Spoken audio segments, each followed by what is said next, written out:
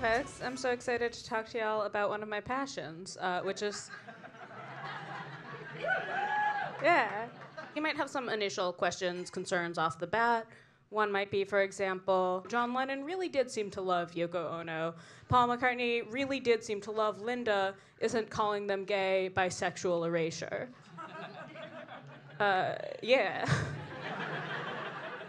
Another question or concern. So this whole thing seems like it'll be a pretty positive depiction of these guys. Is this presentation going to portray John Lennon in a light that papers over the very real harm he has caused in the world, including his well-documented history of domestic abuse? Yeah. So, let's make like Paul McCartney and John Lennon at adjacent urinals in the Cavern Club and take a closer look. So to sort of prove this theory, for one thing, I would need to establish that John was queer, right? So is John queer? Yeah.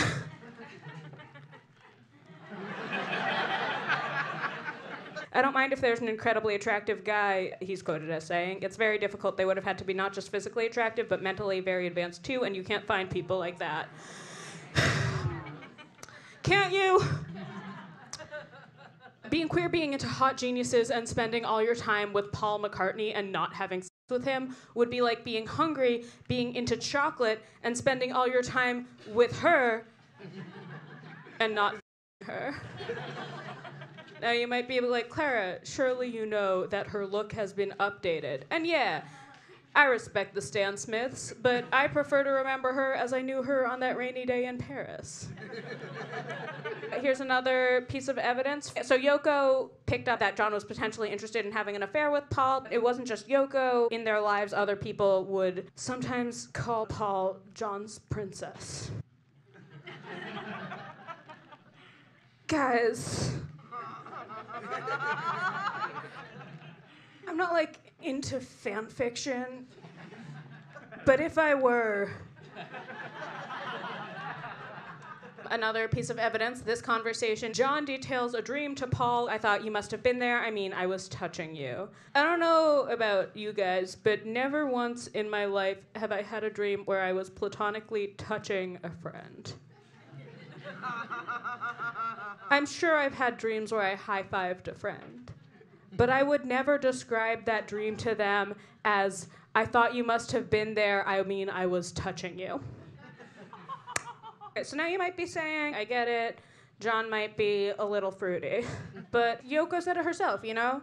Paul's a straight boy. To which I would say, no, he isn't.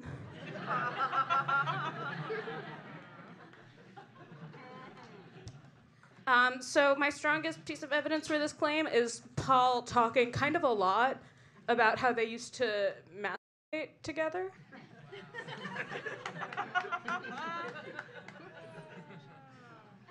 So here's Paul talking about them masturbating together in their youth. Here's a friend being like, no, it wasn't just in their youth. And here's a quote about John writing a play about them masturbating together. There's also this Q&A. Paul McCartney was asked, if John Lennon could come back for a day, how would you spend it with him? And he said...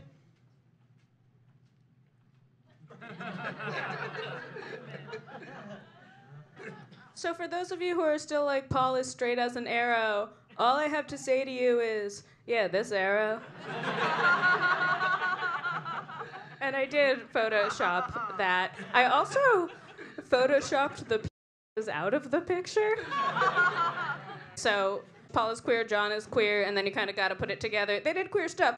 For example, in a television special in 1964, they played Pyramus and Thisbe together. Pyramus and Thisbe is the couple that Romeo and Juliet were based on. And I would argue that the only thing gayer than playing Pyramus and Thisbe together is these little outfits. Also, like, finding a way to play a couple in a play really has the vibe of middle schoolers who kiss for practice. Exhibit B, in 1961, for John Lennon's birthday, he received 100 quid from a relative. He used this money to take a one-on-one trip to Paris with Paul McCartney. The two of them backed out on gigs, and they'd been planning to go to hitchhike across Europe, but they were having such a nice time in Paris that they just stayed there. You know how you do with someone you're not in love with? And okay, I get it. You know what? You're right. This one is a reach. I mean, who among us hasn't treated our boys to a solo one-on-one trip to Paris? What have we learned? We've learned Paul and John were in love. We've learned the Beatles love a little outfit. And we have learned that I'm glad that Aunt Green M&M is happy. All right, thanks, folks. I've been Clara Olshansky.